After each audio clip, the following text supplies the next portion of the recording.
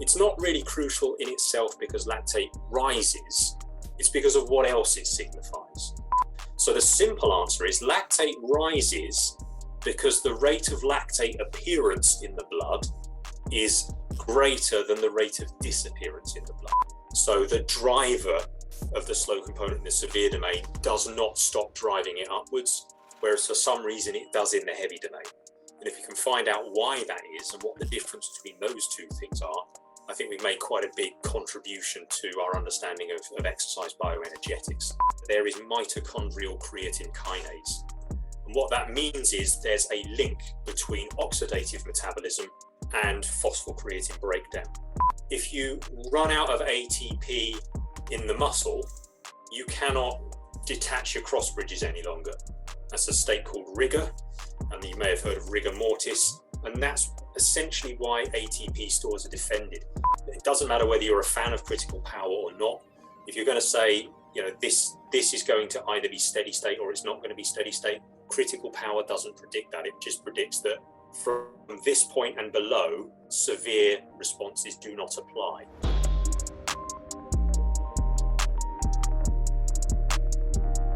Welcome to this new episode. Before we get started, I'd like to thank our sponsor for the podcast, Moxy Monitor. For those who don't know about the Moxy Monitor yet, it's a NIRS device that measures muscle oxygen saturation and blood volume in real time. It's a non-invasive sensor that is placed on the skin and can be worn during any training or sporting activity. Motocross riders and climbers wear it on their forearms, hockey players on the ice, swimmers can wear it in the water. I've used it to test rugby players, CrossFit athletes, endurance athletes, and more. The Moxy allows you to individualize work and rest periods, optimize load, reps, and sets, identify training thresholds in real time, and even correct movements based on what the data is showing you. You can also use the Moxy Monitor to determine an athlete's energetic limiting factor and their individual training zones. Using this process, you can better target the athlete's limiter with precision in order to improve their programming, training, and in turn, their performance. You can view and collect the data on your Garmin watch, and you can also pair the Moxy with other physiological testing products, such as the VO2 Master, Pnoe, and Cosmed VO2 systems. The Moxy is a tool I've used weekly for over a year now with great success, and I highly recommend it to any coach who's interested in digging a little bit deeper on the physiological side of health, fitness, or performance.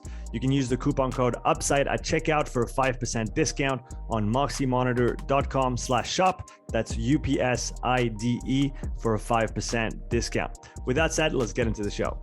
All right, Mark, we're live on the podcast. How you doing? Yeah, not too bad at all. Yourself? I'm doing well. It's great to have you on. Like I was telling you just before we started recording, I fell on your, no, I didn't fall on your YouTube channel. A friend of mine, Matt, recommended that I check out your work. And like I said, I've watched all your videos about 2 or 3 times now. And so for anybody who's interested in the field of exercise physiology, I recommend that they go check out your YouTube channel. Maybe for people who don't know you yet, can you give a brief intro of who you are and what you do? Yeah, so my name is Dr. Mark Burnley, and I'm an exercise physiologist currently working for the University of Wolverhampton. I've had previous positions at the University of Kent in their endurance research group, and I spent a decade at Aberystwyth University where we did some interesting stuff with power duration relationship, VO2 kinetics, fatigue, and all-out testing, that kind of thing. So for the last 21 years or so, I've been focused on, what is it that determines endurance from a variety of different perspectives using a variety of different models and techniques. And I'm just fascinated with, what it is that slows us down, stops us, where the limits lie, how we push the envelope, that kind of thing. So that's one of the reasons why my YouTube channel is called All Out Physiology, because myself as a not exactly great athlete, but somebody who does these things recreationally, I have kind of a reputation for kind of leaving it all out there. And also the testing we developed at Aberystwyth was an all-out test. So it just seemed to make sense that I would go all out on physiology there. And I haven't put that many videos up in the recent past, but I think there's 15 up there at the moment on various topics. And I'm going to add to them as time goes on, when time allows, really. So at the moment, I'm in a kind of heavy research teaching zone, so I can't really add to it, but as that dies away a bit towards the summer, I'm sure I'll be putting up some new and interesting stuff. A few things that we've talked about, or people have talked about on Twitter that may go into a video in the future, that kind of thing, and maybe things that spark my curiosity from today might as well. So I'm always looking for new and interesting angles. I don't want to just put up lectures and say, well, this is this and this is that. I want to kind of a slightly different take on things just for people's interest, really. Yeah, I find that it's the easiest way to find topics to expand on is to take a practical question that somebody asked or a topic that's interesting and just go from there rather than just start with a dry, quote unquote, dry topic and then try to do that. What got you into the field of exercise physiology? What was your first memory of thinking, oh, I'm going to go work in that field, or I'm getting interested in this? Do you remember? Yeah, I don't think there was necessarily a formative moment.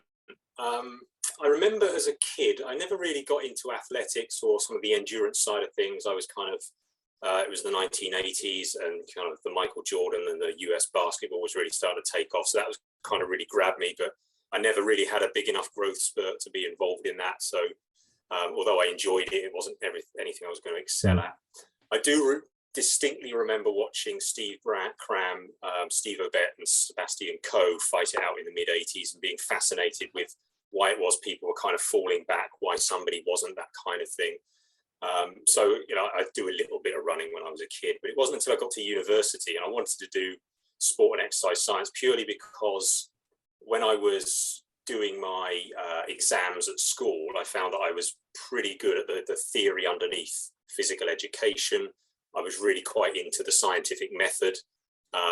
Interestingly, my first few marks were one grade above a fail when I started my kind of exam, 2-year exam period in science. And that annoyed me so much that I just said, no, I'm better than this. So I kind of really battened it down and got really into experimental design, and all the things I did after that were getting A's and B's. So I thought, no, actually, there's something here. And to marry up science and sport and exercise just seemed to be the perfect match, really. So that's why I applied for sports science degrees and did my first degree at the University of Brighton. And the nice thing about that was there was a really nice mix of theory and practice there, because people like Professor Joe Doust, who's just recently retired, and Andy Jones, who's obviously done the Breaking Two. He was a PhD student just before my time. But when I got there, Peter Keane, the future performance director of British Cycling, was working there. So everybody was really kind of excited about the fact that Chris Boardman would come to our labs and do his testing, that kind of thing. So, and what I was learning and getting into the journals, I realized, there's some deep science here, but there's also some good application. So that was a really nice mix. And it's something I just wanted to dedicate my life to, really. And that's why I went on to do a PhD there under Joe Doust and Andy Jones. And that's when we started looking at the kinetics of oxygen uptake and priming exercise. And then that kind of moved into the power duration relationship thereafter. So that's really where it really started. And then obviously you get kind of into the lab and start using all the fancy toys and stuff like that. So, yeah. How old are you, Mark? I'm in my 45th year, so I'm 44 at the moment. Do you see yourself? This is going back to 1998 was when I graduated from my first degree, and then I graduated PhD 2001. So it's been a good 20 years. Do you see yourself doing anything else? Not necessarily. I was quite good at drama at school. So those are my two. So PE and drama were the two things I got an A for, and then I got B's for everything else, including science. So that has actually done well for me, because it means that I'm actually quite good at presenting stuff and developing a narrative, because that's real, and being able to explain it to people.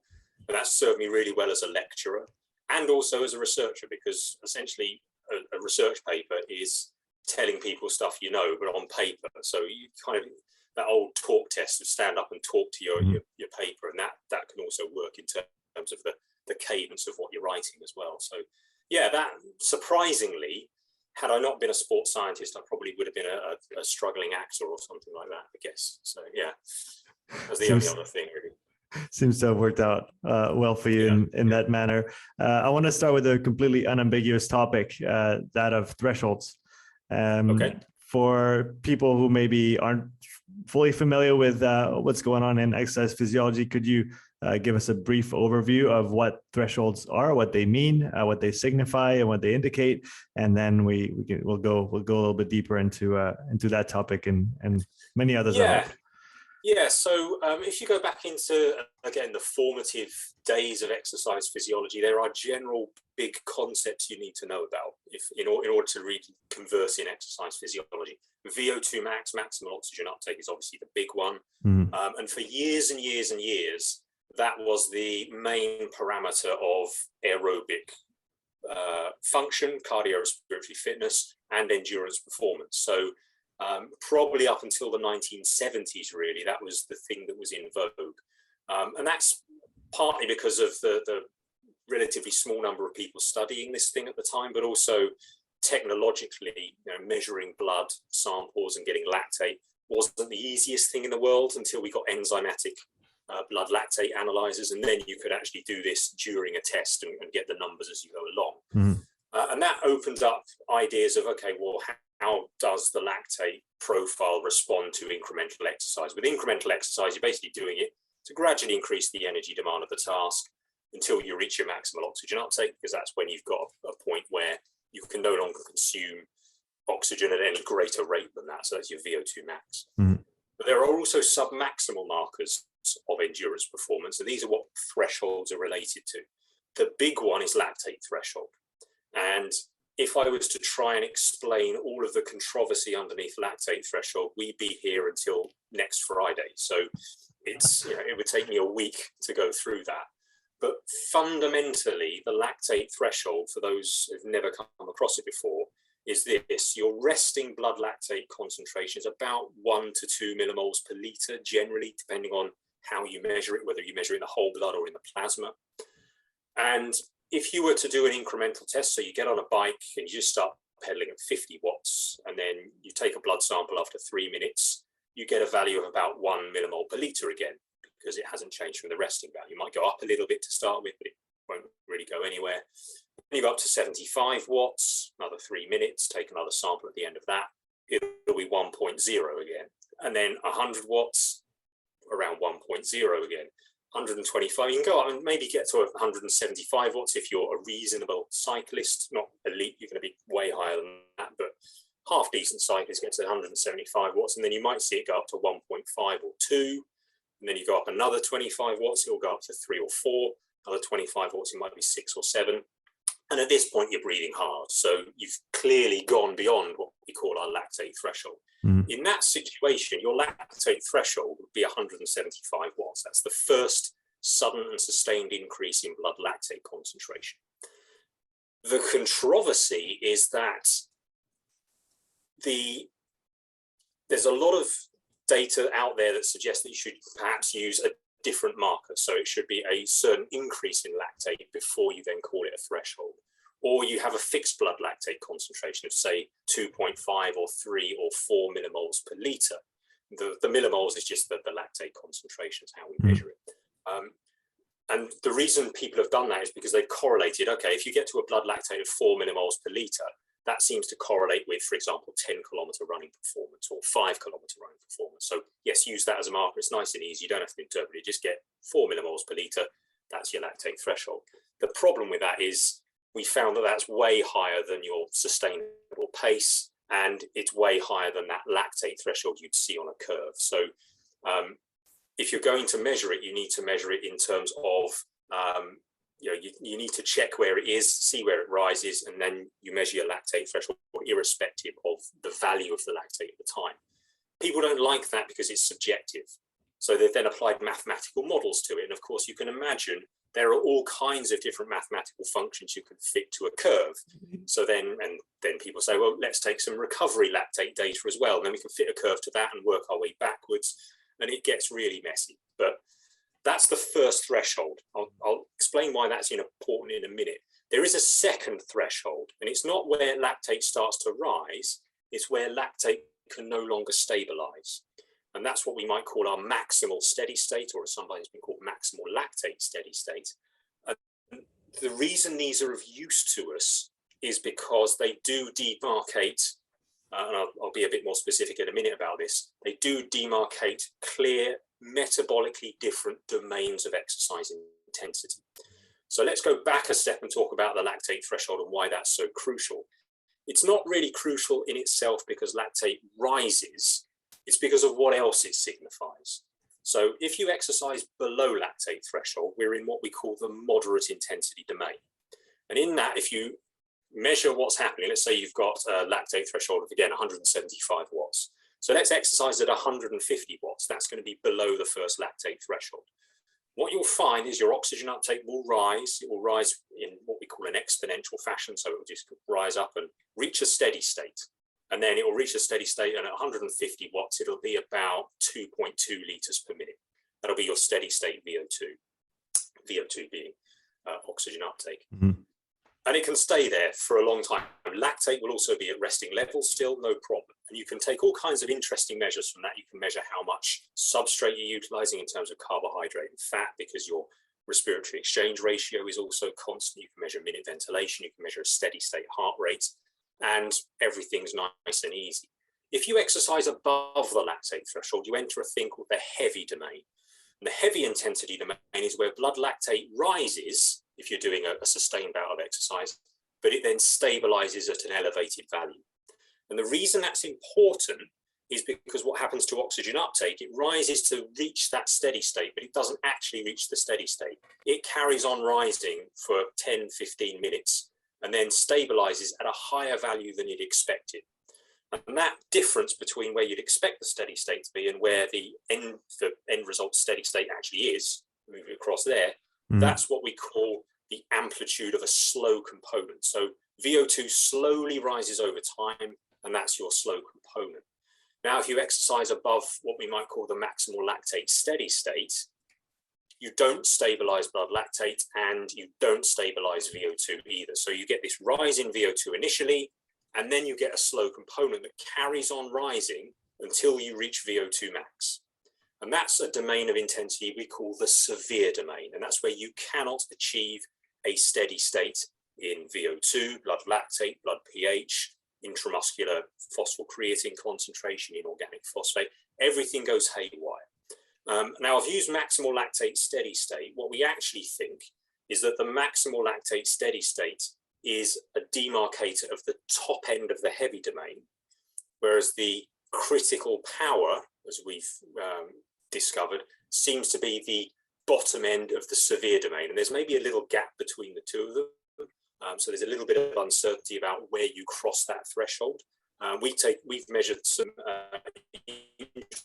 interesting data in the isolated muscle model that suggests that that is actually a real thing. There is actually a band of uncertainty around that heavy severe domain boundary, which you're never going to get rid of methodologically. It's not a sharp threshold. It's more of what I've termed a phase transition, like turning from ice into water kind of thing. That kind of, sometimes you get a bit of slurry in the middle of those two extremes. It's kind of like that with the heavy severe domain boundary. But in the severe domain, you get a very different fatigue profile to the heavy domain. In the heavy domain, you can probably last between about 45 minutes and 3 hours, depending on how high up in that domain you are. In the severe domain, you've got less than 25 minutes before you're going to become exhausted or reach task failure, and you will not reach a steady state in all that time. The other thresholds that kind of coalesce around that, there's the respiratory compensation point, which there's a big debate in physiology at the moment as to whether that's a marker of critical power or not. My suspicion is it's not, but it's close. And the reason I suspect it's not is because the mechanism underpinning respiratory compensation is that as you keep increasing exercise demand, your blood pH starts to drop, and you get an extra stimulus in ventilation as that happens. Now, that can only start to happen if you've gone beyond your critical power. So as a result of that, the respiratory compensation point may be correlated with critical power or the maximal steady state, but it's probably slightly higher because of the events that produce it. And it's only really seen clearly in a relatively fast ramp test, because that's, by having a relatively fast ramp test, you get that sudden deviation in minute ventilation, for example. There's other thresholds you can look at, for example, the lactate turn point, or what some people call LT2.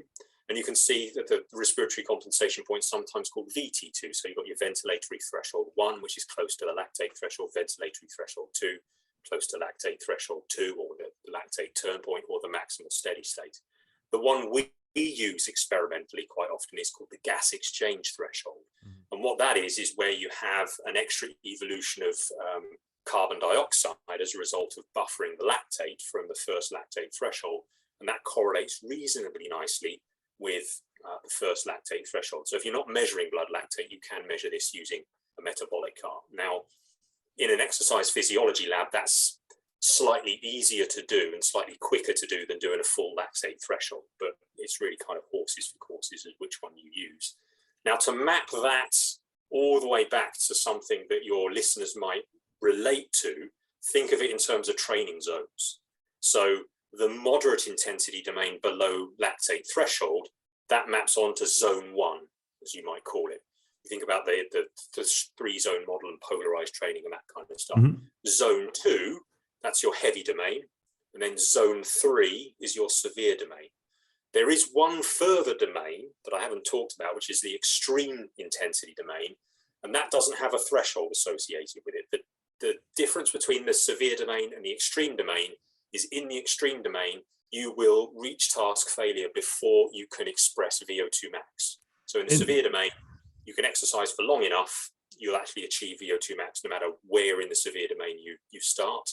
Whereas in the extreme domain, you're exercising at such a high intensity that you will fail the task before the kinetics of oxygen uptake allow you to reach VO2 max. Is there that's the extreme. Yeah, sorry to cut you off. Is there, in your experience, is there a specific time duration or percentage of critical power that seems to be close? If we wanted to estimate that boundary between severe and extreme, what is the best way to get there without actually, doing the 2-minute all out? Yeah, it's an interesting one. I think the answer to that is we don't exactly know, and it may vary between various individuals, but the original work on this by David Hill's laboratory in conjunction with David Paul was that it was approximately 110 to 120% of VO2 max power, so or maximum minute power is where the extreme domain really started. Which is going to depend on the speed of your ramp as well, isn't it? If I understand correctly. Yes, certainly. So that was off in their particular sample, I think they were working off of either a 25 or 30 watt per minute ramp. But you're absolutely right. The maximum minute power is a ramp dependent power. If you did a ramp rate of say 100 watts per minute, you would get a much higher maximum minute power than if you did a 15 watt per minute ramp.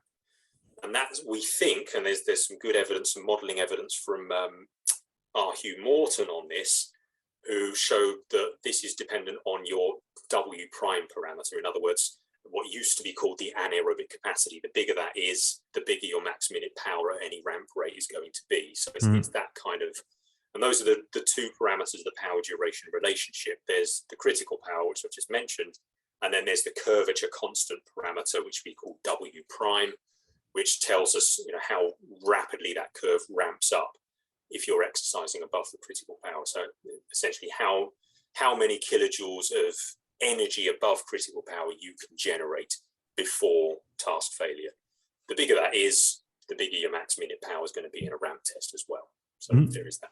Yeah, that makes sense. I want to come back to the maybe the beginning of what you've been explaining and elaborating on from the beginning. Lactate threshold. Why does lactate start to rise, and then how can we delay that?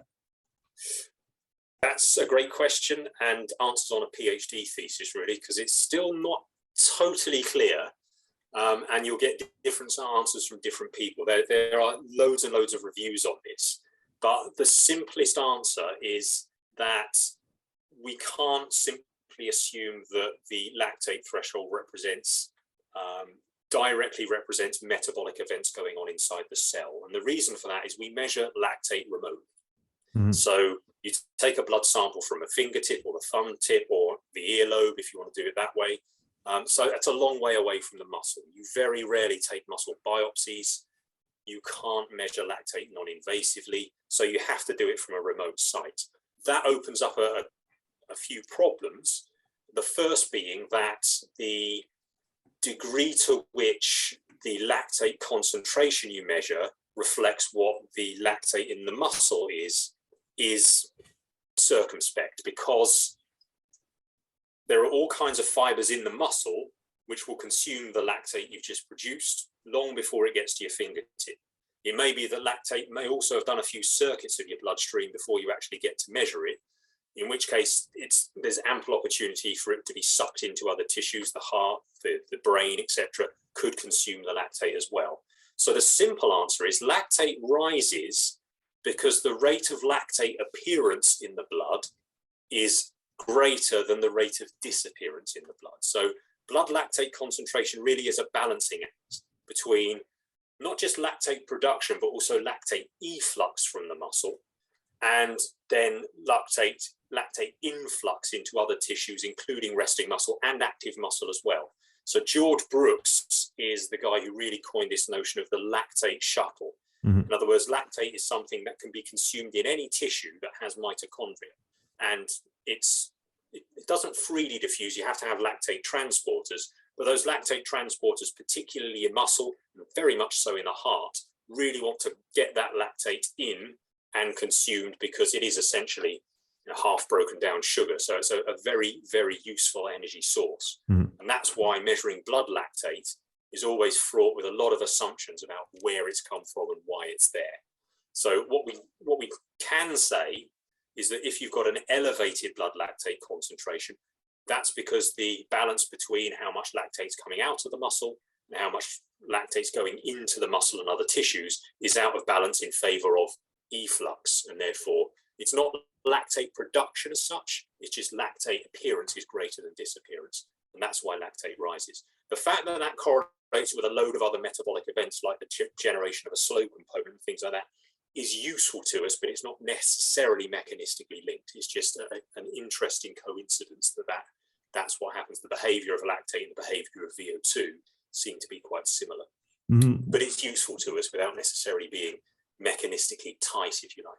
Yeah, one I guess concept or model or framework that I've found helpful to understand everything that's going on, and I would love to hear if you think that it maps onto everything that you've just talked to just now, is the Henneman size principle. The idea that as we have to generate more and more force, we're going to have to recruit bigger and bigger motor units, which are then attached to different types of fibers, muscle fibers, which then have different energetic profiles. And if we look at a type 1 that has, let's say, a lot of mitochondria, a high capillary density, can oxidize fat quite readily. But then we look to simplify it at a type 2 fiber that's going to be more glycolytic and it's going to have less capillaries, less mitochondria. We're going to have a shift there once we start using those more to produce force, and those are going to produce more lactate. And like you said, once the lactate that's being produced all around outruns the lactate that we're able to reuptake, now we have that kind of tipping point. And I find the size principle interesting because it not only seems to map onto these phase transitions that we're talking about, but then also works in the context of strength training, which makes it kind of a universal principle that we can apply almost. What do you think of this? Yeah, I think you're on the right lines. I suppose the only caveat I would make there is that the way in which muscle fibers express themselves in sort of myosin, heavy chain, or however you want to define them, they do seem quite distinct overall. But there is still a continuum. So there are intermediate fibers. I mean, we obviously know there's type 1, type 2A, type 2X, as we now call them, rather than type 2Bs, which seem to only be in the eye muscle and in rodent muscle, for example. But we also know that there's a transition between a type 1 fiber and a type 2A fiber. There are intermediate fibers even there. So it's more of a continuum than you might think. But in a broad sense, yes, the Henneman size principle does seem to fit. Certainly at the top end, where you're recruiting type 2X fibers, these are going to be heavily glycolytic. They're going to be very, very fatigable, and they're going to also be very powerful as well. So from the strength training side is obviously key there. But it's not so much that, you get to lactate threshold and you start recruiting type 2A fibers. There are going to be a variety of different metabolic heterogeneities that determine lactate being produced, and obviously not just produced, but then also appearing in the blood as well.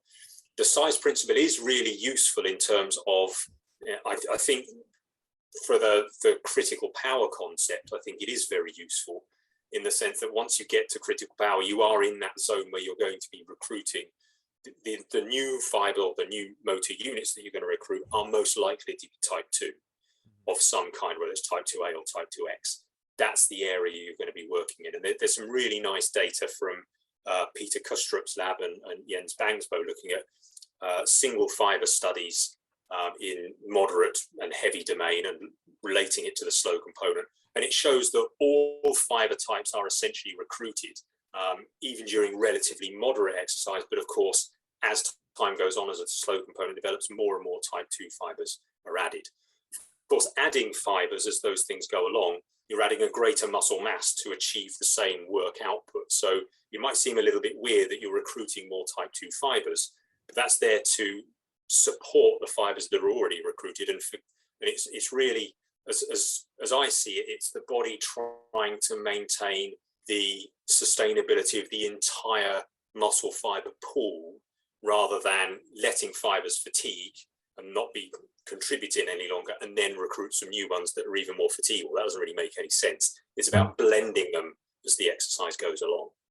Yeah, the gradual, I guess I didn't necessarily mean to have the distinction between maybe like type 1 under the lactate threshold, type 2 above, but I guess that continuum idea I find helpful. Does the lack of efficiency regarding oxygen of type 2 fibers have anything to do with the slow component, the fact that they have less capillaries, that they maybe a higher cost of oxygen per unit of energy that they're able to recycle? Does that have anything to do with the slow component? Essentially, that you're losing more and more oxygen because the little engines that you're using are less and less efficient as you go up the chain?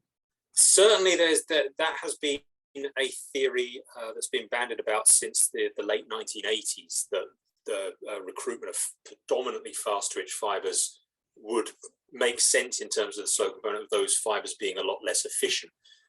They may also, of course, be producing much more energy from glycolytic metabolism and substrate level phosphorylation, in terms of phosphocreatine breakdown, which wouldn't be expressed as an oxygen uptake. So there's a little bit of a balance there. What we do know is the total number of fibers that are being recruited as the slow component develops is bigger than in the moderate domain. That's obviously the size principle. One of the debates that we're all having at the moment is the extent to which it's additional fiber recruitment versus changes in the metabolism of the already recruited fibers that might be driving the slow component.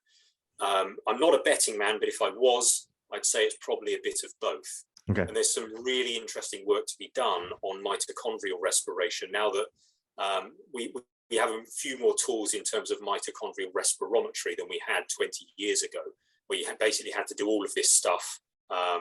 You had to basically get a fiber out and measure the fiber as it was going along. That was pretty difficult to do. We've now got other techniques where we can have a look at the way in which the mitochondria actually behave at different exercise intensities by kind of putting different substrates in there and measuring them in a respirometer now. So, in the future, we may well find out. So essentially do some exercise, get to the point where you're generating a slow component, take a biopsy, and then measure what those mitochondria are doing, that kind of thing. These are things for the future, but I would suggest that some of the slow component is coming from a motor unit recruitment, muscle fiber recruitment. Some of it's coming from derangements of muscle metabolism. And it may be, we don't yet know this, it may be that there's a distinction to be made between the heavy domain and the severe domain in terms of what's driving the slow component. Because we know we can achieve a steady state, albeit delayed steady state in the heavy domain, but we can't in the severe domain. So the driver of the slow component in the severe domain does not stop driving it upwards, whereas for some reason it does in the heavy domain. And if you can find out why that is and what the difference between those two things are, I think we've made quite a big contribution to our understanding of exercise bioenergetics. So that's work for the future, basically. Staying on the different exercise intensity domains, and maybe tying it together with a topic that you've been studying and talking about as well. What are the different causes, let's say, of fatigue in the different intensity domains? It's a great question. It's something that we've been toying with for many years, to try and understand that. We made quite a bit of progress in the late noughties, early tens, if you want to call it that, where the first paper was Andy Jones looking at the metabolic response below and above the critical power. So Andy Jones working with David Paul, Annie Van Hatelo, Darryl Wilkerson, and a few others down in Exeter. And basically what they did was they put people into a Tesla magnet. And what you can do with that is you basically, you put a coil on the quadriceps muscle. And what it does, the magnet resonates. And what it does is it causes the phosphate molecules in your body to resonate as well. You pass some radio waves through that, you can pick it up. It creates a voltage. From that, you can get ATP, you can get inorganic phosphate, you can get phosphocreatine, and you can also calculate pH. And what they showed was if you exercise 2 watts below the critical power, as they were doing a leg kicking exercise, you get steady states in all of these things. So you get steady states, you get a reduction in phosphocreatine concentration, but it reaches a steady state. You get an elevation in inorganic phosphate, but it reaches a steady state. You get a steady state in muscle pH, and ATP doesn't change at all, because it rarely does. If you exercise in the severe domain, nothing is steady state, and you get rises in inorganic phosphate, you get reductions in phosphocreatine. And so the idea there is that maybe fatigue is being caused by metabolite depletion in the case of phosphocreatine, or metabolite accumulation in terms of pH, so hydrogen ions in that case, or inorganic phosphate. And then you've also got diprotonated inorganic phosphate, which is a very nasty metabolite, which definitely causes fatigue, but it tends to be a metabolite that appears at low pH, because obviously low pH means you've got a relatively high hydrogen ion concentration. That's going to marry up with phosphate and cause all sorts of nastiness. There's also calcium phosphate precipitation, which can occur. In other words, the calcium that activates the muscle ends up binding with phosphate or inorganic phosphate, and then can't activate the muscle any longer. So it can't get pumped back into the sarcoplasmic reticulum. So that, one of those, when you're feeling woody and you're feeling like your muscles are starting to stiffen up, that might be related to inorganic phosphate rather than lactate or anything like that. One thing we think is that lactate per se doesn't really have anything to do with fatigue.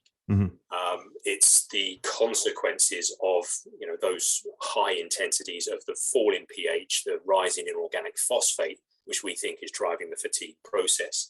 So that's the severe domain and probably the extreme domain dealt with in terms of fatigue processes. And what we did later was actually look at this from a neuromuscular perspective. So we were doing stimulation of the muscle.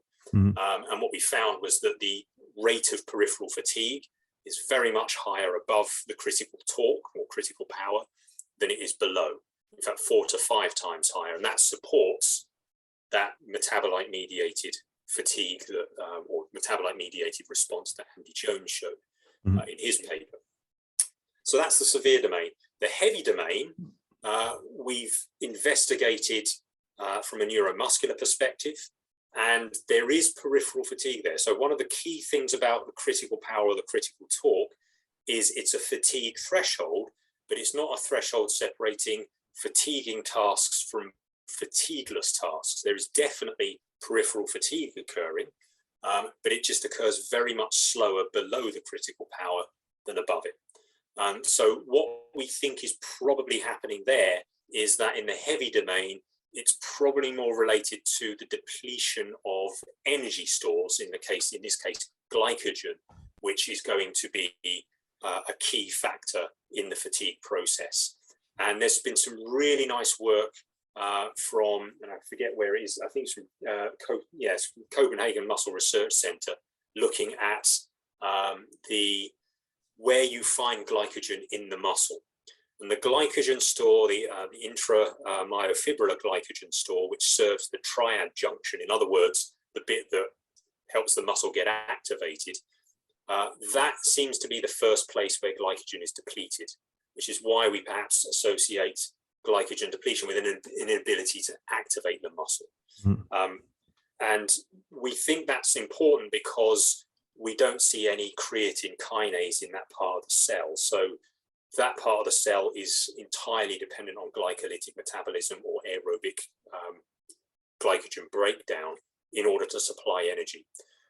So you can't rely on phosphocreatine breakdown. So if you're glycogen depleted at that point, there's no energy to serve those activation steps. And as a result, you'll very rapidly slow down. And that may be a key part of hitting the wall, which is again why you want to be taking carbohydrate in during these prolonged exercise bouts. So in the heavy domain, it's probably related to glycogen depletion if the environment is not too hot. So the other thing, of course, in the heavy domain is that the environmental temperature and humidity and the degree to which you sweat and maintain your hydration status could also be important. So reaching some critical core temperature or reducing blood volume through dehydration and therefore exacerbating the rising core temperature could be important. So again, hydration is important there. You might wonder why that's not the case in the severe domain.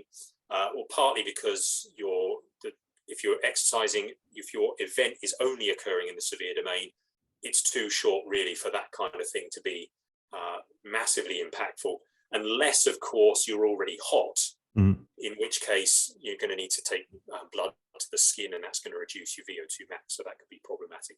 But of course, if you're thinking about key phases of a cycle race or triathlon sprint finish or something like that, then it being in those hot conditions and being in the severe domain is going to be problematic, because again, you've got skin cooling, and therefore you're not going to be able to express your VO2 max in the way you would normally if you were cool. That's another portion of it. If you go down into the moderate intensity domain, again, we see fatigue, but it's very much slower even than during in the heavy intensity domain. And there we're not so sure about what causes fatigue. It's probably more likely related to things going on in the brain. So as you go down in intensity, the influence of central fatigue, so what's happening in the central nervous system, becomes progressively more important. And so what we do see is perception of effort rises disproportionately to the work rate in the moderate domain. So if you think about ultra endurance work, and there's also changes in brain neurochemistry. So serotonin, dopamine balance could result in a reduction in the ability to drive the muscle, or a reduction in the willingness to drive the muscle during that prolonged exercise. So one of the things that I've learned over the last 15 or 20 years or so is the muscle is clearly really important in the fatigue process at all intensities. There's no doubt about it. But under certain circumstances and certain environmental conditions, whether that be high altitude or high heat and humidity, the brain can take a really, pardon the pun, but it can take a really central role in the fatigue process and exercise limitation as well. So there's a lot to learn, and there's a lot in that balance as well. So if you're going to study fatigue, you really need to be working in both, looking at the periphery, the central cardiovascular system, but also the brain and the central nervous system is important as well, particularly in very prolonged exercise. I wanted to talk about energy systems and substrates for a minute. From your perspective, what is the link, if there is one, between the phosphocreatine energy system and oxidative metabolism?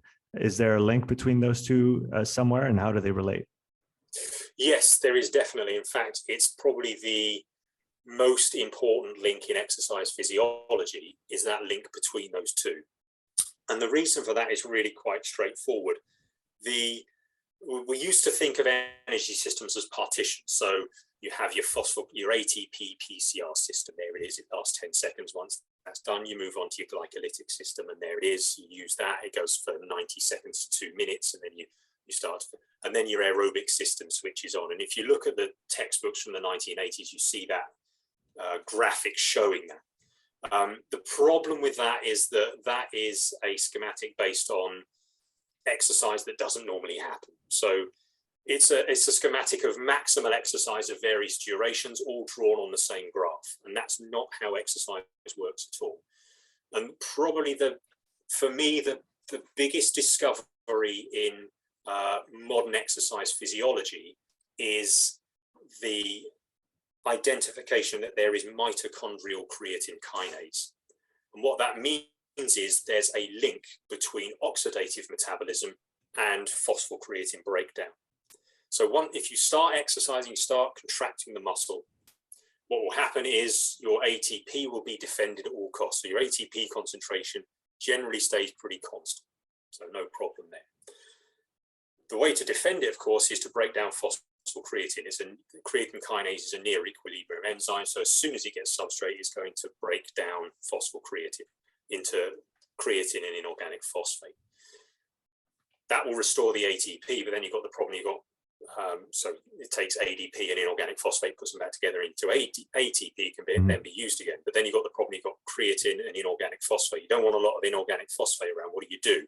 Well, there's another creatine kinase complex just a bit further away from those contractile elements. That will resynthesize the phosphocreatine using ATP. Where does it get its ATP from? Well, it's broken down phosphocreatine elsewhere again. There's another enzyme, and another enzyme, and another enzyme. Eventually, you'll get to an enzyme that's actually inside the mitochondria, or inside the mitochondrion, I should say.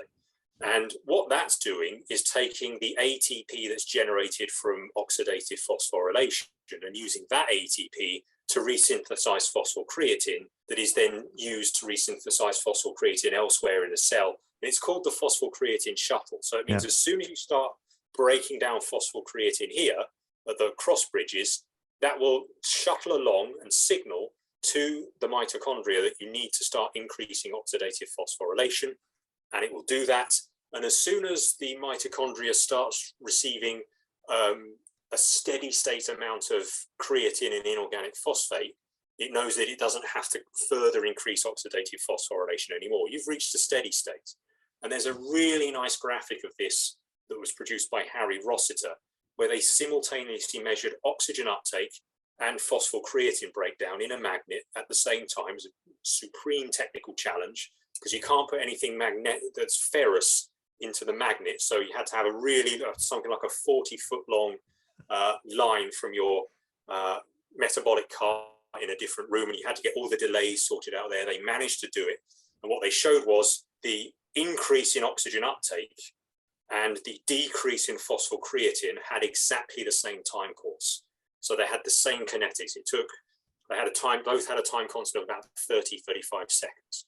So the increase in oxygen uptake is driven by the reduction in phosphocreatine. And as soon as phosphocreatine stops falling, VO2 stops rising.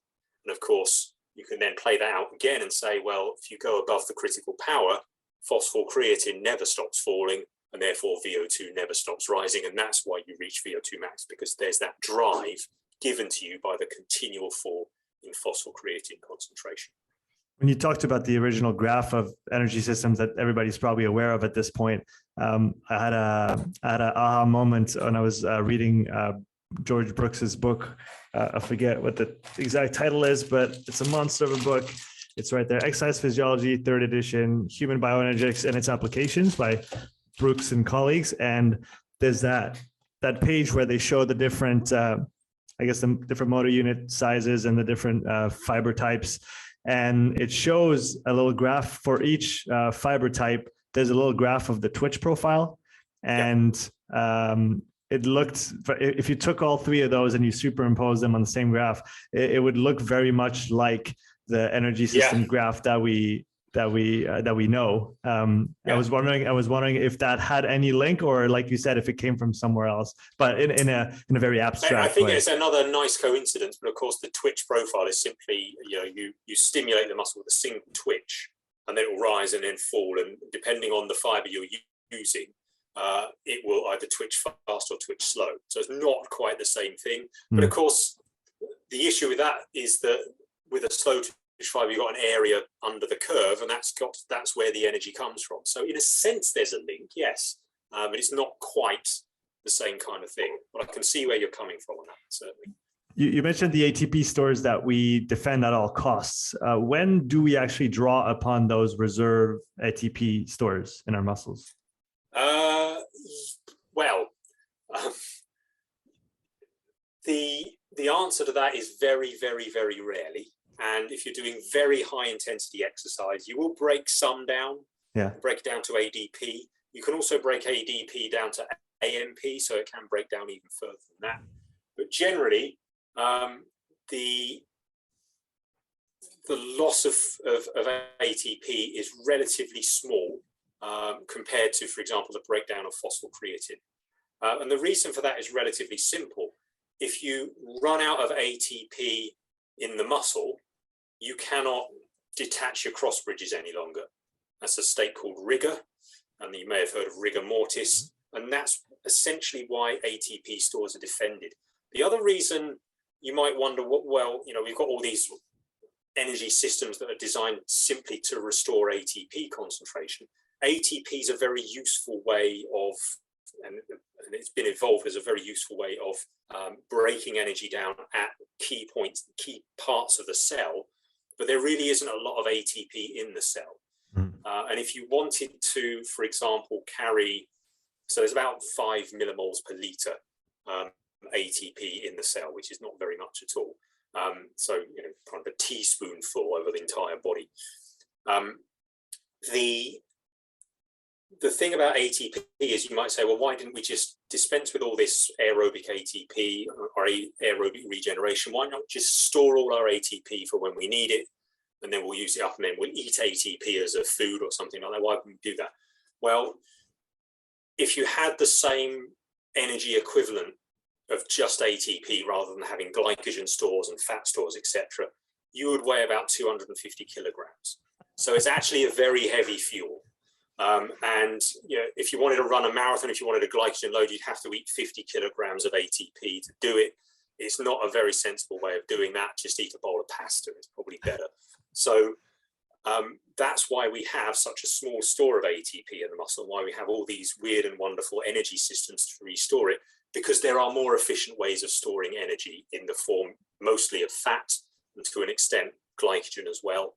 And then we obviously have protein, which we only really use if we're starving, because we've got plenty of fat around.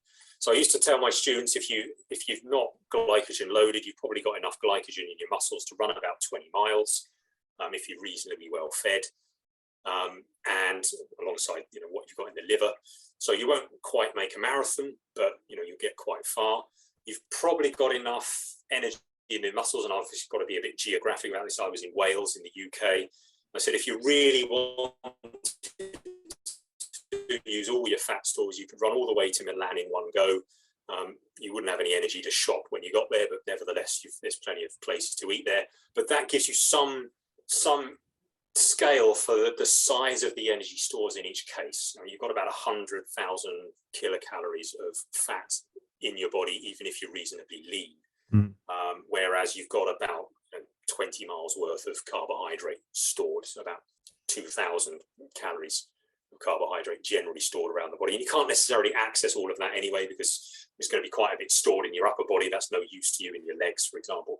And then obviously you've got your liver stores, and you need to defend blood glucose in terms of maintaining brain blood glucose as well. So yeah, that's kind of the bigger energetic picture, I guess. So I guess the farther along we go, and we got all those shuttles coming out, the lactate shuttle, the phosphocreatine shuttle, and so everything's now just linked together and works in unison, as opposed to highly integrated system.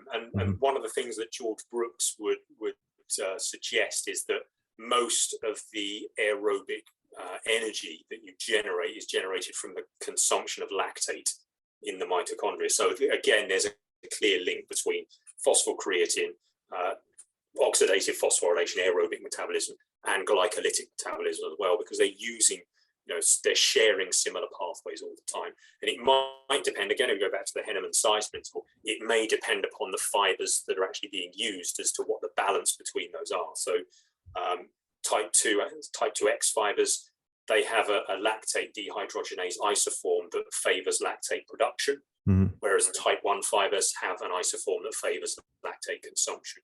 So that's why interpreting lactate measured in the blood, and even lactate measured in the muscle, if you just take a homogeneous biopsy sample, is difficult, because there's all this stuff going on under the bonnet that we don't really appreciate unless you're looking at it from a truly cellular perspective and even subcellular perspective. Has there been any modeling done or any measurements, but as you were saying, it's very, very complicated to look at the difference in lactate flux at rest and for somebody who's very well trained, like a professional cyclist, maybe just under the lactate threshold, because that resting blood lactate number is going to be the same. But my understanding of it is that the amount of lactate produced at the muscle is not going to be the same. It's just the result of the lactate produced minus lactate reuptake equals resting level. Do we have an idea of what the magnitude change can be in the, let's say, in the moderate intensity domain? That's a really difficult question to answer, because in order to work out lactate flux rates, again, because of all this stuff going on inside the muscle, you'd need to use radioactive tracers to work, and you basically measure you basically infuse a certain carbon tracer, and then you can work out how much of that gets tagged onto lactate, and then you can work out lactate flux from there. I'm not aware of it ever being done in athletes. It's the sort of thing that George Brooks's laboratory does, and it's very difficult work to do. Mm-hmm. So we tend not to go into that kind of detail. And the other question is, to what extent would that be useful information for the athlete beyond taking a measure of oxygen uptake at those intensities anyway? So yeah, it would be a fascinating thing to discover, but part of me thinks that might be a measurement looking for a problem, if you see what I mean, in terms of where you would go with it, if you like. I totally agree. It's absolute pure curiosity on my end to try and just understand how this works. I wanted to bring up a concept that James brought up on Twitter, and it's really because I've been trying to understand it, but it doesn't really make sense. It's, to me at least. Maybe I just haven't been able to wrap my head around it. It's the concept of VLaMax. And so I know you gave a couple quick answers on Twitter as well on the topic, but could you maybe explain to the best of your understanding what this concept is and how it applies, and does it apply in your opinion? Yeah, so VLaMax is something that I didn't really know the existence of until probably about 12 months ago. Mm-hmm. And it puzzled me that I hadn't come across it, given how much of this energetic stuff I'd looked at. It does have quite a long history, although in recent times it's really become in vogue. So I know a lot of professional cyclists and cycling teams is one of the major parameters they look at in terms of fitness. But it kind of all comes back to, and again, it's the anaerobic threshold, lactate threshold controversy. There are a number of groups that have tried to develop lactate-related parameters of fitness that go, if you like, beyond lactate threshold. VLaMax is one of those. It essentially was kicked off by a paper from Maeder in 2003 in the European Journal of Applied Physiology. And essentially what that was a modeling study. So it's a computer simulation of metabolism. Mm-hmm. And it's a really elegant piece of work. The only issue I have with it is that it is trying to look at cellular energetics, which is fine. That's a perfectly good academic thing. But what I think people have erred with is taking that and assuming that if you take measurements at the whole body level, you can derive the same parameters. You're treating a whole body as a single cell, if you like. Mm. And I know the proponents of VLaMax will often make a distinction between VO2 max and VLaMax, as one being a measure of the maximal flux rate of the aerobic system, the other one being a measure of the maximal flux rate of the glycolytic system. Now, just to give you some indication of the complexities underneath this, in Maeder's original paper, the first 3.5 pages of that paper were dedicated to the symbols and abbreviations he was going to subsequently use in the equations that were being developed. So that gives you some impression of the complexity and why a lot of people kind of get blown away by it. But VLaMax in that paper was described as the maximal flux rate for glycolysis. Mm-hmm. So the maximal rate at which you can go through those energetic steps and ultimately produce lactate, or lactic acid, as Maida would have called it. Now, that's fine. And obviously, if you're a sprint athlete, and even if you're not, you'd like to know what your glycolytic power was. And what we've got, of course, is measures like the Wingate test, where you can measure peak power, mean power, and fatigue index. And those give you some rough and ready measures of the power and capacity of the anaerobic energy systems, for want of a better way of expressing it. Where VLaMax differs is it uses lactate as the measure with which to decipher the glycolytic flux rate. Now, you might say, well, yes, because lactate is the product of glycolysis. So if you can measure that after trying to maximize glycolytic flux, then you can measure your maximal glycolytic flux rate, no problem. Okay, so what you do is you do a maximal 15-second sprint. You measure lactate before it, you measure lactate after it, and then the increase in lactate, you work out what the rate of that was. And it usually comes out in a millimoles per liter, which is the measure for lactate concentration per kilogram of body mass per second. And that's your VLaMax measure. Now, if you're a good sprinter, very good sprinter, you might get a VLaMax of maybe 1 millimole per liter per kilogram per second. That's your VLaMax. If you're an ultra endurance athlete, you might get 0.4 millimoles per liter per kilogram per second as a VLaMax. So those, and you could say, well, yeah, that makes sense. You're going to see a difference in glycolytic flux between those two. The fundamental problem goes back to this whole body versus single cell flux approach. Oxygen uptake as a measure is an endpoint measure. So if you breathe oxygen in and then you consume it, that has been used to produce aerobic energy, or to transfer energy using the aerobic oxidative phosphorylation. So the oxygen uptake you measure at the mouth is going to directly reflect the energy production through aerobic means.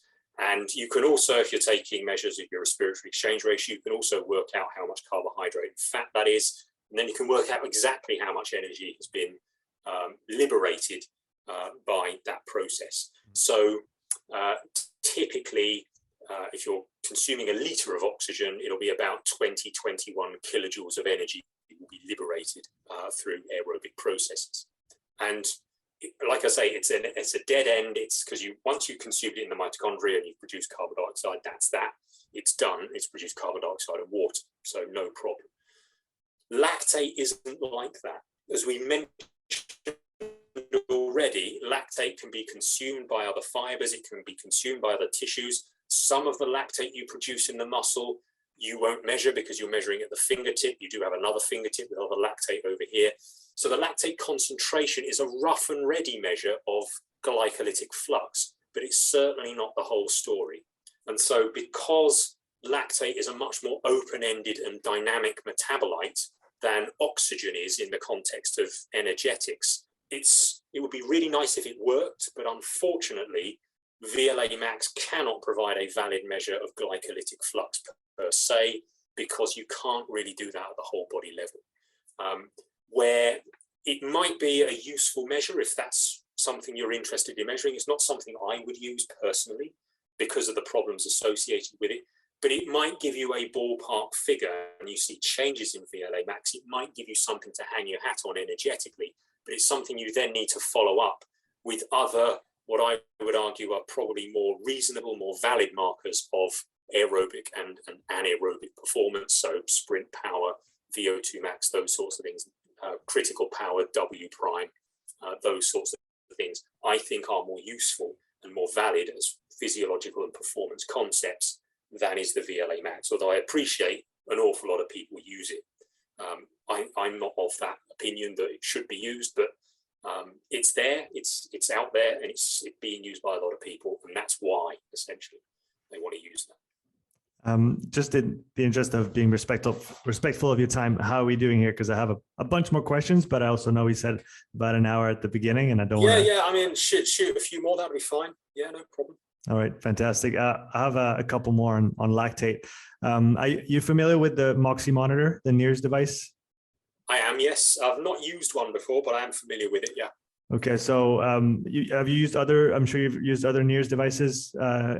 Yeah, so we used NIRS quite a lot in our recent research on whole muscle exercise, so isometric exercise. So we basically cuff the muscle, and then you can measure the change in the deoxygenated hemoglobin. You can then have a rough and ready calculation of muscle VO2 from that. So that's what we generally used those things for. I have a pretty, I guess, a practical question, something that I've been wondering. I've been doing some step tests, some incremental step tests, and something that I've been seeing quite often, often more in well-trained people, is that at the end of a incremental step test in the severe intensity domain, in a non-involved muscle, if I put a Moxy on, say, a forearm on a runner or a shoulder on a cyclist, you will see, you often see an increase in THB, which is Moxy's measure for total heme. So the total hemoglobin, myoglobin under the sensor. So a proxy for blood volume at that point. And you've got the SMO2 value as well. So usually THB goes up, so indicating an increase in blood volume under the sensor, but SMO2 drops, as in like it desaturates, like you would see in an involved muscle under that fatigue threshold. I've been wondering if it was maybe due to an increase in lactate shuttling and lactate reuptake in non-involved muscles, but I haven't been able to find anything on that question. And I wanted to know, from a kind of first principles standpoint, do you think that it's possible, or do you think that there might be a more likely explanation elsewhere? I think there might be a more likely explanation elsewhere. There was quite a lot of work done in the turn of the millennium, just as NIRS systems were becoming quite widespread in laboratories, of looking at these questions, of looking at remote sites. So one of the things that was looked at was the extent to which the slow component might have a contributor from the arm muscle. If you're kind of on the handlebars and you're rocking and you're really starting to grip the handlebars, is there going to be extra oxygen uptake there? Now, we already knew that most of the slow component was generated by the exercising muscle. So if you're cycling, it would be the leg muscle, about 85 to 90% of the slow component's coming from there. Most of the rest is coming from the heart and the lungs, or the respiratory musculature. In that particular case, the increase in blood volume might simply be due to plasma volume shifts, and therefore increasing the relative concentration of heme. So that would explain that part. The other part of it, the desaturation, is probably related to the sympathetic nervous system and the redistribution of blood flow away from inactive muscle. So what will happen is, as you really exercise hard in the severe domain, you get a lot of sympathetic outflow. What that will do is divert blood to the exercising muscle. It will vasoconstrict the non-exercising muscle. And as a result of that, the arteriovenous oxygen difference has to widen in those non-exercising muscles to satisfy their continued oxygen uptake. As a result of that, you will get a small amount of desaturation from a NIRS probe if you sample it there. So it's probably more likely both a redistribution of blood flow and a slight change in the balance between hemoglobin and plasma volume in that particular case. And that would probably explain those two observations. Okay, and how would you interpret that some people seem to desaturate really low, like I said, especially maybe highly trained athletes? I've been with runners where they're able to, their forearm would get to virtually 0% SMO2, so it's not an absolute value. So obviously on the relative 0 to 100 scale, but and it would often match quite closely, if not exactly, with task failure when they would stop, whether during that interval or if it was a straight ramp, when they would just give up. But then there's other people where it barely budges at all. So would you say that maybe highly trained athletes are more able or better able to redirect that blood flow at the higher intensities to satisfy the increasing demands of locomotor muscles? That's potentially true. Yeah, I think that's a possibility. In terms of, are we talking now about the exercising muscle or the non-involved muscle? Non-involved, still non-involved. Okay. So one of the things about NIRS is that it's essentially a concentration measure rather than a flux rate as well. So you don't know what the rate of oxygen uptake is underneath the probe. You just know what the level of saturation of hemoglobin is going to be under that. And that can vary for a number of different reasons. It won't matter so much. I mean, you talked about task failure. If they get close to zero, that would indicate that perhaps the flux rate is higher in those individuals, and as a result there's still oxygen going into the system. It's just going in there down a very steep gradient, so that's why they perhaps need that, whereas other people don't need such a steep gradient just to maintain the oxygen uptake of that musculature. So without seeing the data, I couldn't be any clearer than that, I think. I knew it was going to be tough to explain all of this and try to get something, but I thought I would try anyway, because it's been on my mind, and I thought you might have some interesting contributions to it. If we talk about the critical power model, what first got you interested in it? Well, I mean, that was one of those things I've always been interested in, just because it's, where is the envelope? Where is the limit of what you can do at a particular intensity? And this idea that there might be an intensity that you can go at forever. We now know that's not true, but that was the original conception of it, that you could, exercise for a very long time without fatigue. Well, we now know there is various types of fatigue, both below it and above it. So that's some of the contributions we've made. But as a model, it's and the hyperbolic 2-parameter model, and obviously there are now more advanced models. It does a really nice job of describing a reasonably wide range of exercise durations with very few parameters, and that's always exciting when a model does that. A not very complex model explaining quite a lot is a good model. It's also a good model because it predicts its own downfall. It tells us where it doesn't apply. Now that may cause some people some difficulty. They want to know, they want a single model for everything. That's fine. I understand that. But that's not how the physiology works. There are very distinct thresholds, and there are very distinct intensity domains within which not all models are going to work. So that was of academic interest to me anyway. And then I really got into it when Annie Van Hatto and myself were looking at the 3-minute all-out test as a means of measuring critical power in a different way. So for those that don't know, a 3-minute all-out test, you get on a cycle ergometer and you pedal as hard as you possibly can for 3 minutes. And then you watch the power profile. And provided you're exercising absolutely maximally for those 3 minutes, in the last 45 seconds or so of the test, the power output, it will go down and it will then gradually plateau out. And we take that last 30 seconds, we measure the average power there. And what we've shown is that very closely corresponds to your critical power. In fact, in the first study we did, it was within 5 watts of your critical power. So I was the pilot subject for that. That wasn't very easy. And it's a really horrible test. But it does give you a measure of critical power, and the area above the curve also gives you a measure of the W prime. So that was the gateway for me into fatigue-related research, because what I wanted to do was work out what the fatigue process during that test was. And in order to measure fatigue directly, we had to go into an isometric model. We had to kind of redo all of that. And we ended up with a 5-minute all-out test for isometric contractions, because that's how long it took to reach critical torque. And then we could start taking all of our neuromuscular measures around EMG and muscle stimulation and looking at central peripheral fatigue, that kind of thing. So that's where I really got into the critical power concept and what I ended up doing with it. If we look at the current options that are available to measure or to calculate critical power and W prime, we got the 3-minute all-out tests. You have multiple tests to task failure.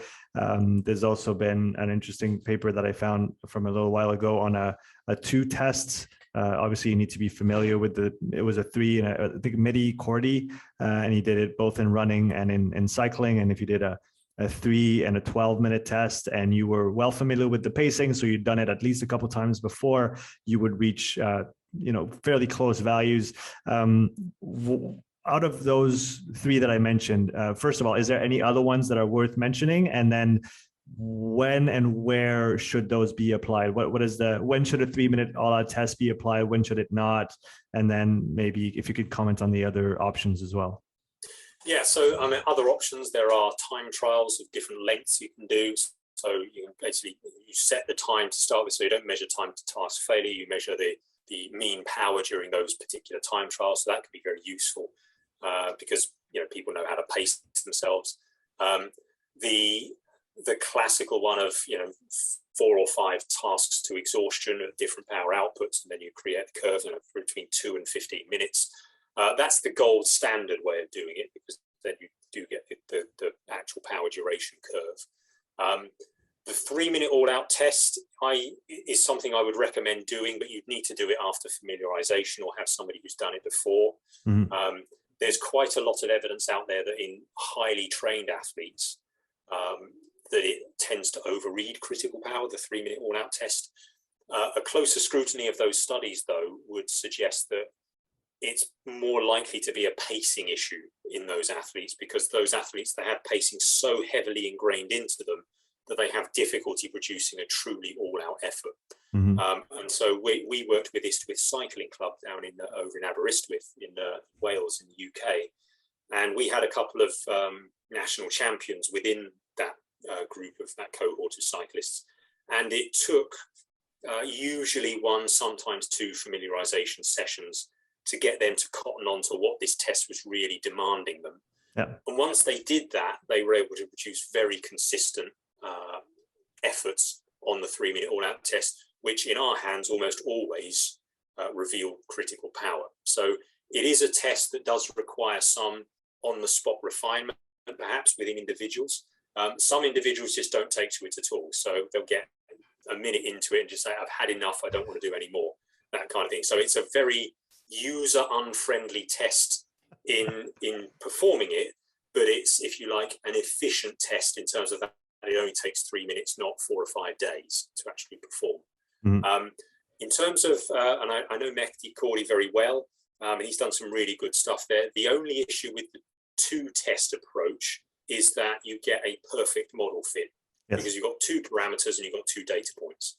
So you're never entirely sure what the magnitude of the error in that critical power estimate is. And that can sometimes be important, particularly in a research context, to know how big that error is, which is why I usually recommend 4 or 5 trials to task failure, or 4 or 5 time trials to get a power duration relationship curve.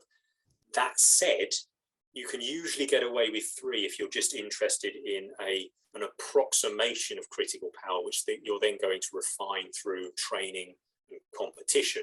Mm-hmm. Then it partly depend upon the extent to which the athlete's willing to push themselves day after day to get that measure, which is again why the 3-minute all-out test, if it's feasible, is something that's worth exploring. One of the really nice things about a 3-minute all-out test, if there is a nice thing about it, is that it's opened up other avenues for research, in the sense that you can now do prolonged exercise and then decide and discover how much that prolonged exercise changed the critical power.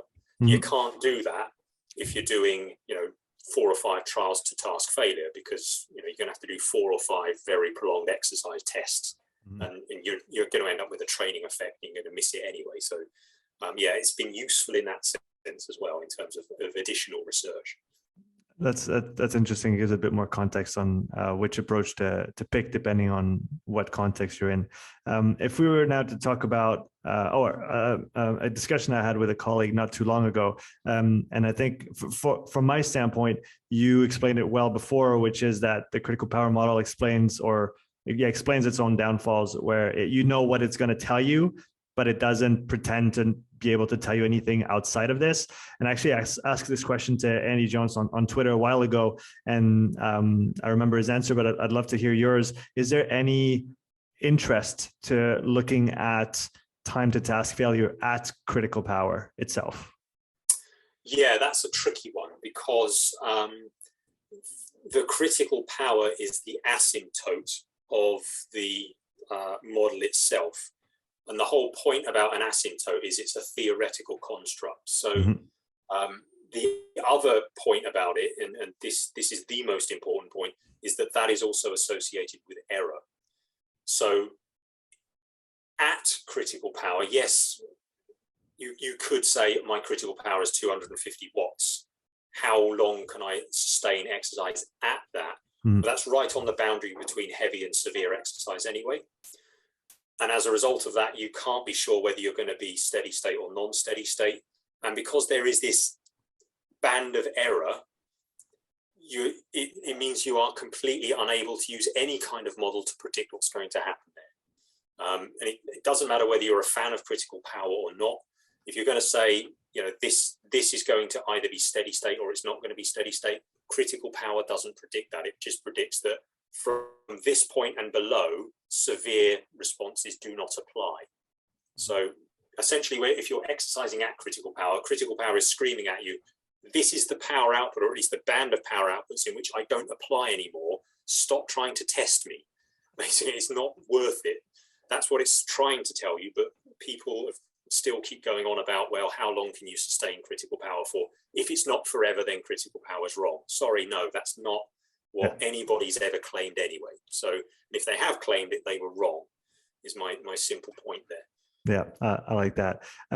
Lastly, on that point of the critical power model, could you talk about the physiological underpinnings of critical power and then W prime? So what is going to enable you to improve your critical power, and then conversely, what is going to help you get a bigger W prime?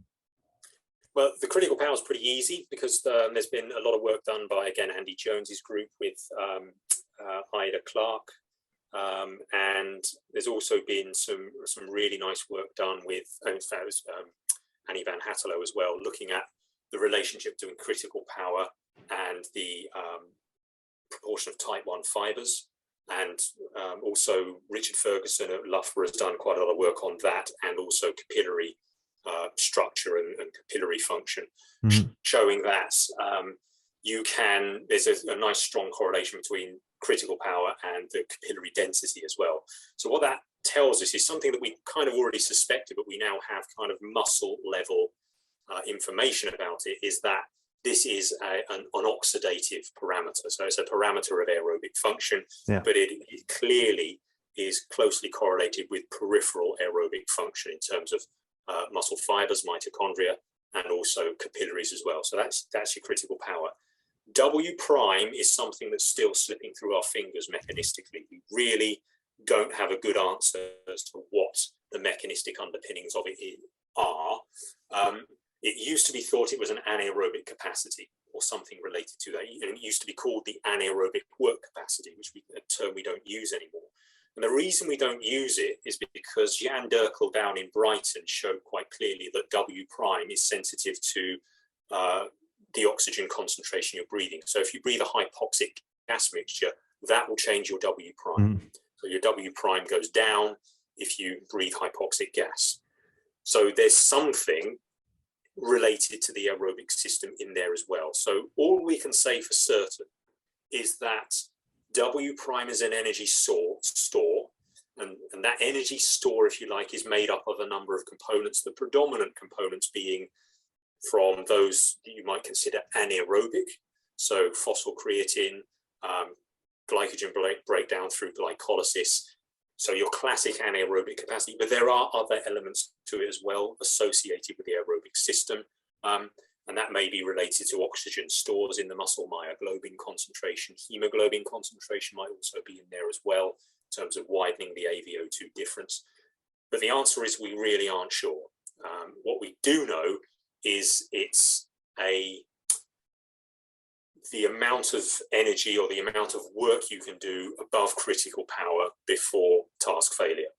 Where that energy comes from, the answer is from all kinds of different sources. And that's as far as we can go with the W prime at this stage.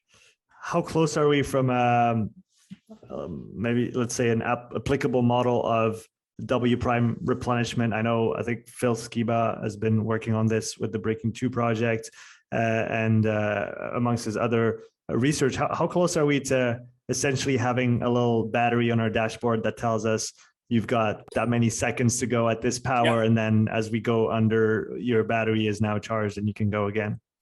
Yeah, and that's something for Phil to answer. I don't know if you've had him on before, but if you want to put him on again, he's well worth talking to, and he's going to give me a better answer than I'll be able to. As far as I'm aware, there are already these things either in the beta testing phase or already on some cycle computers. Whether they're commercially available or not, I'm not entirely sure. I think Phil has been talking to a variety of different companies about that, and it is possible. The W prime balance model, which is what he uses, has been refined over the last 10 years or so.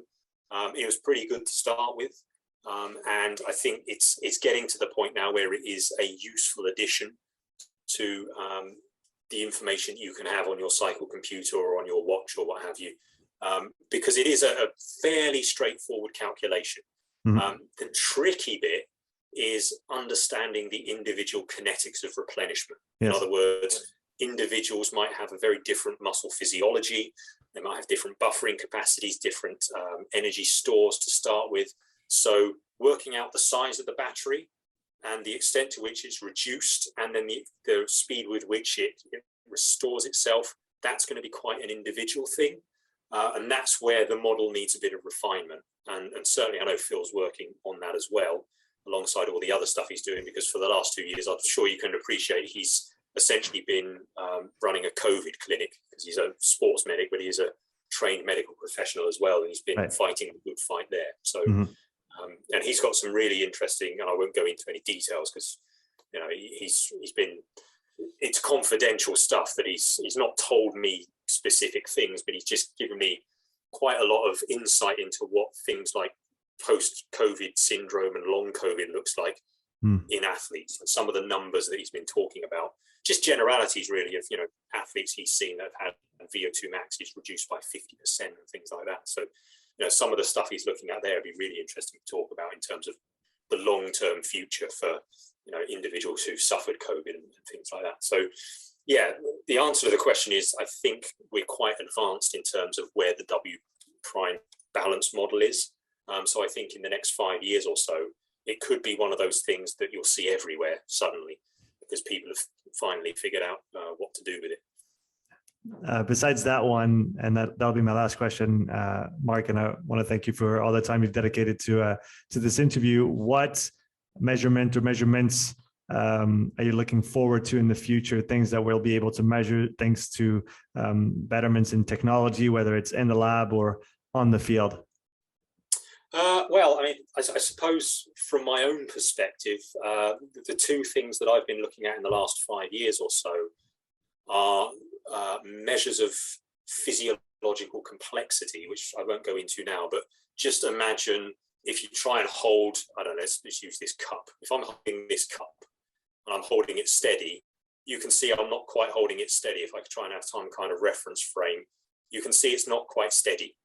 And that is because your neuromuscular system, and it goes back to the Henneman size principle, activation of motor units. This is an ensemble process, and you don't get steadiness from it. You get the appearance of steadiness, so you control things, but things are fluctuating all the time. And what we've discovered is those fluctuations are complex, so they've got a really bumpy structure to them, if you like, and you can describe those mathematically. And what we found is as you fatigue, you get less and less complex. It gets less bumpy, less rough, and more sinusoidal, so more regular and less complex. And that may be associated with your pathway to task failure. And if you can imagine that the obvious one for cycling is you start to pedal squares. Well, that's because you're losing that complexity. So one of the things that I'm interested in looking at in the future is whether that can be developed into something that you can apply to cycle computers, watches, GPS trackers, etc., to measure that physiological complexity in the field. The problem with that, and one of the stumbling blocks, is that it's difficult to do in real time, because if you take a time series measure of force and then you try and apply a complexity metrics to it, it can take 10 minutes for a pretty high-powered computer to spit out the numbers for you. But if you're trying to use that as a real-time measure of fatigue, that's not really going to help you. So there's a little bit of development to do there. The other thing I've looked at, which is even more complex, if you want to put it that way, is motor unit decomposition. So I had a really good PhD student who's just finishing up, Rob Hunter, who has looked at putting electrodes that are about this big onto the surface of a muscle. There are 64 tiny electrodes in there. And by looking at various parts of the muscle, you can actually pick up the waveforms of individual motor units and see how they're firing, and then track them as you do exercise and as you fatigue, etc. And so he's looking at how the motor, how motor control works and how that works as you fatigue as well. So that's a really interesting set of measures. They're really, really hard though, because sometimes you can stick the electrode on there, do all your measurements, and you get one motor unit. So where there are 300 there, why am I not?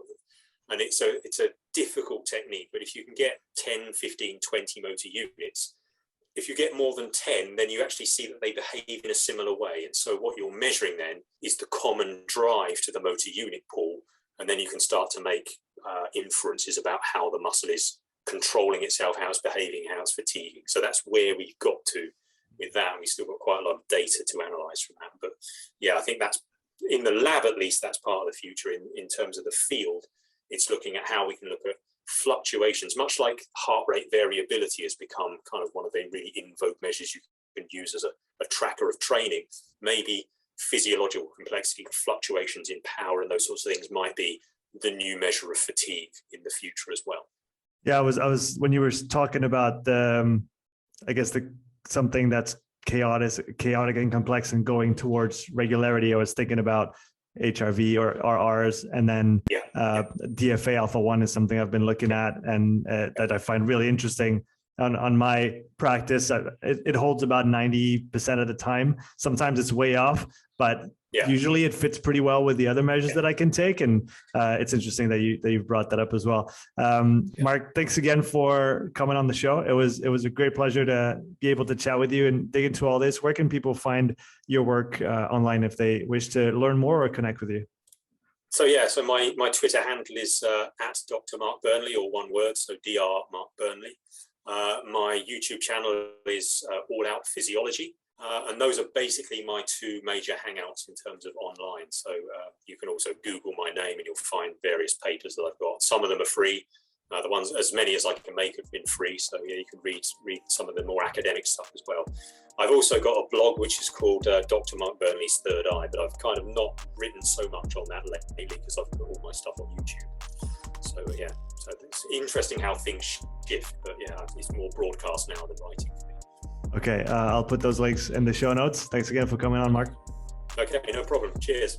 Thanks for listening to this episode. If you would like to support the podcast, please take a few moments to leave a written review and a 5-star rating on Apple Podcasts. If you want to watch this episode again, you can find the full video recording on my YouTube channel. You'll also find hundreds of hours of free content, all my podcasts, my thoughts of the day, structured presentations, and more. So don't wait, go subscribe, and I'll see you in the next episode. Take care.